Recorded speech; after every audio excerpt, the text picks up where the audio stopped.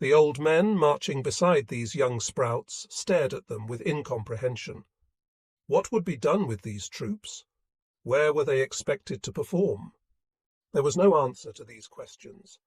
Were the authorities going to try to stop the Red Army with them? The comparison seemed tragic and ludicrous. Would total war devour these children? Was Germany heroic or insane? Who would ever be able to judge this absolute sacrifice? We stood in profound silence, watching and listening to the final moments of this first adolescence. There was nothing else we could do.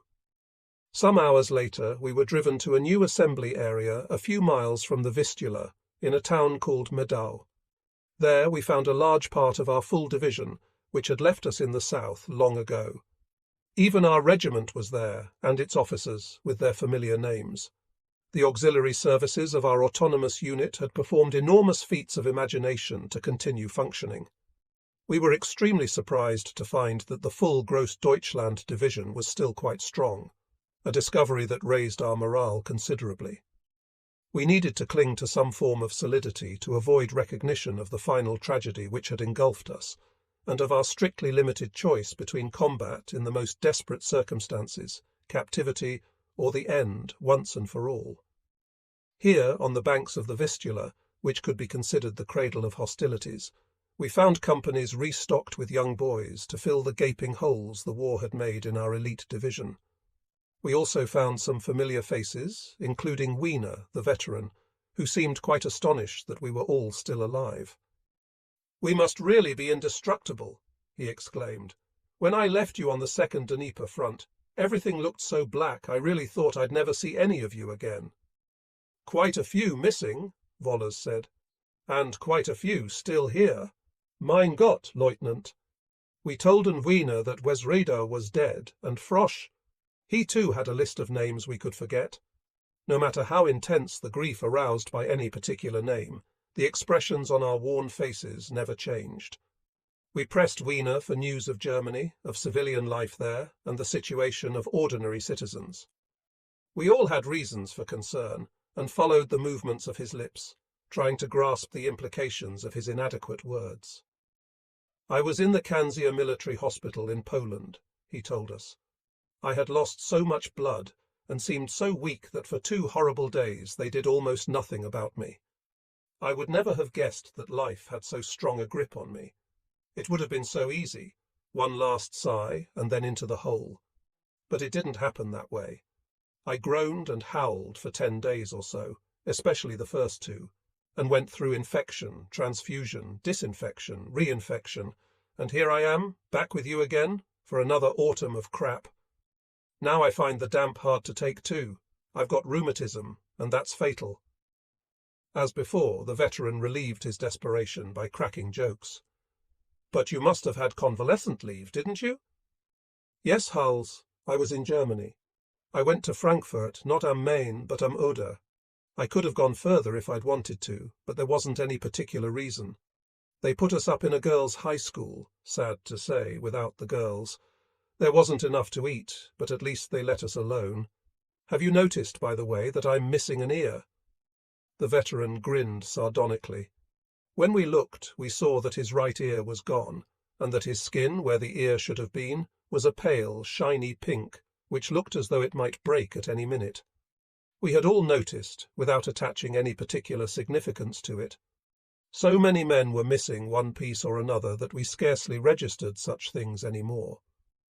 "Yes," Prince said, "on that side you look dead." The veteran grinned again. "That's because you're so used to stiffs you're beginning to see them even where there aren't any."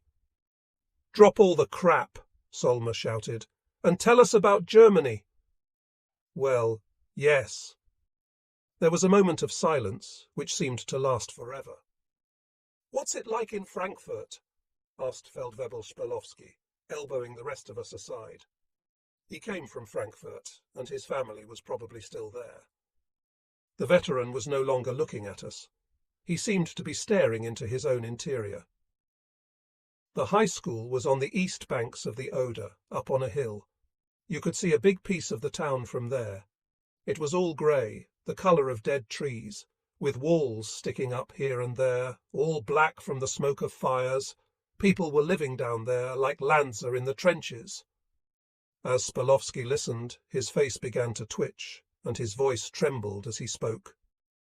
But our fighters, and flak, wasn't there any defence?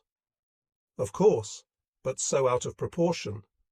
Don't worry too much, Spilowski, Wallace said. Your family was certainly evacuated to the country. No! Spilowski shouted in a voice of despair. My wife wrote me that she had been conscripted and had to stay in town. No one has the right to leave his job. Weiner knew very well what effect his words must have on an audience starved for good news, but nothing seemed to distress him any more. It's total war, he said, like an automaton. Nothing and no one will be spared, and German soldiers must be able to endure everything. Spilowski walked away. He looked stunned. His eyes were glazed, and his steps faltered, as if he were drunk. German soldiers would have to endure everything in the world we had created. We were fitted only for that world and were otherwise inadaptable. Lenson was as still as stone and listened, stony-faced. Is it the same for all our towns? Lindbergh asked. He must have been thinking of his town by Lake Constance. I don't know, the veteran said. It's possible. You certainly know how to raise morale, said Hulls in irritation. Do you want the truth or a fairy story? I felt as though I were wandering through a landscape shrouded with fog and strewn with rubble. I knew that I could never manage to be disappointed again. Before mourning with the suffering world, I would somehow have to regain my balance. Of course I thought of Paula, but it was so long since I had heard anything from her that I wondered if I would even be capable of reading a letter if we should suddenly get mail. I was filling up with bad news, like a barrel filling with water from a rainpipe. When the barrel is full to overflowing, all the torrents in the world are incapable of adding to its capacity. We found ourselves in one of the rare trains still moving through that region, rolling toward East Prussia through the first frosts of our third winter of war, the 5th or 6th for some of the older men. We moved at night, with all our lights out, as Russian planes, which occupied our bases in Poland, were particularly active by day. We were moving toward Prussia, Lithuania, Latvia, and the Courland front, to which the remnants of several German divisions were clinging. Through the darkness and the thick fog, we could see large masses of people moving on foot across the northern Polish landscape. At first, we thought we were watching infantry units on the march, but after several good looks, we realized we were watching civilians, thousands of them, fleeing through the night and fog to escape the red hordes who they sensed were very close behind them. We couldn't linger to watch those people, but could easily imagine their situation.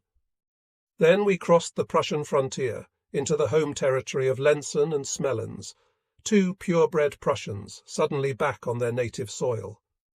Lenson stood up and leaned over the carriage door to get a closer look at his country. The rest of us didn't care so much. The landscape was scarcely distinguishable from that of Poland. Perhaps there were a few more lakes. Otherwise, as in Poland, there was forest. You really ought to see it when there's snow on the ground, Lenson said. He was suddenly smiling again. This way you can't really tell what it's like. As we remained silent and uninterested, he spoke up again. You're in Germany, for the love of God. Wake up. Think how long you've been dreaming of this. East Germany, Weiner said. Practically the front. And then, I don't know if you realize it, but I have a compass, and I can tell you we're moving to the northeast, which is no good at all. Once again, Lenson turned purple with anger. You're nothing but a bunch of milksops, he said. It's your kind of defeatism that's brought us to this. The war is already lost inside your goddamned heads, but you've got to fight anyway, whether you want to or not. Shut up! Shouted 5 or 6 voices. If they want us to win the war, let them treat us like normal soldiers. You're just a bunch of whining puppies. The whole time I've known you, you've done nothing but whine. For you, the war has been lost since Voronezh. For good reason, Hulls said. You'll fight, whatever the cost, and I'm the one who's telling you because you have no choice. There's no other way out. The veteran stood up. Yes, Lenson, we'll fight. Because we can't stand the idea of defeat any better than you can, and we have no choice. I don't anyway. I'm part of a machine which operates a certain way, and only that way, and I've been part of it for too long. We stared at Weena, somewhat taken aback.